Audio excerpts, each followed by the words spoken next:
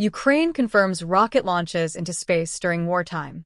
Ukraine's main intelligence directorate conducted 2 successful rocket launches into space during the ongoing full-scale war with Russia, reaching altitudes of over 100 kilometers and 204 kilometers respectively, according to Fedor Venislavsky, chairman of the Subcommittee on State Security, Defense and Defense Innovation of the Verkhovna Rada Committee on National Security, Defense and Intelligence. Venislavsky disclosed the launches in an interview with RBC Ukraine, describing them as combat missions executed under the command of then-Chief of the Main Intelligence Directorate Kirilo Budanov and other GUR leadership. Both launches were officially recorded by technical means, he said.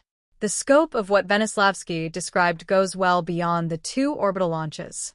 The same working group within GUR also conducted what he characterized as a first for the European continent, a rocket carrier launch from a transport aircraft flying at approximately 8,000 meters altitude.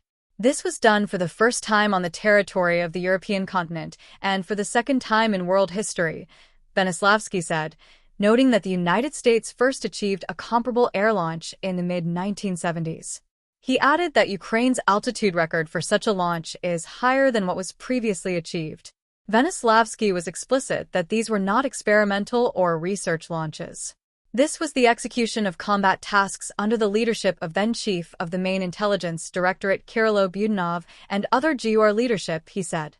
The unit achieved both unique technical results and accomplished purely military objectives. The official did not elaborate on what specific military objectives were achieved during the space launches, but indicated they were connected to Ukraine's capacity to engage enemy assets operating in space. The disclosure also included details about a category of weapons that Venislavsky said remains largely unknown publicly.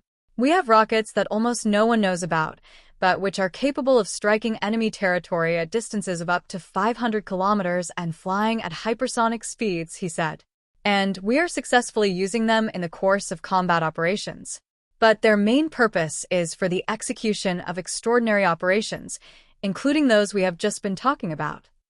The statement directly links the hypersonic-class missiles to the space launch missions conducted by the GUR unit, suggesting the rocket carriers used in the orbital launches are derived from or related to the same weapons program.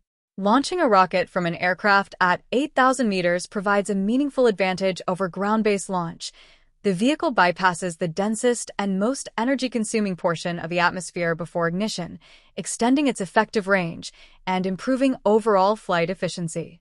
If it is launched from 8 kilometers, it performs its flight mission significantly more effectively, Venislavsky explained, because the first kilometers of the atmosphere are the densest, and that is where the rocket expends the most energy.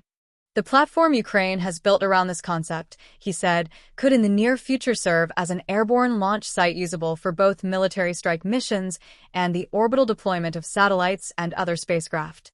That dual-use potential has direct strategic relevance.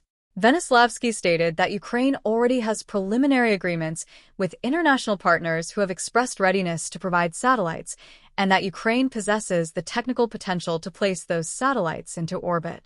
He described Ukraine as entering the club of fewer than 10 countries with functioning space technologies, noting that the country's industrial base is capable of producing rocket carriers, refining existing designs, and manufacturing various spacecraft and satellites.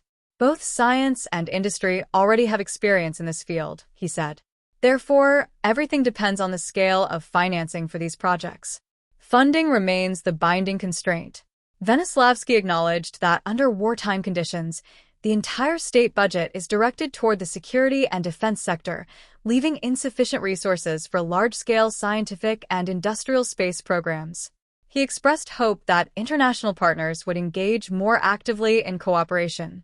Whether through domestic financing or partner-funded programs, the technical foundation validated through 2 confirmed space launches and 1 air launch during active combat is already in place.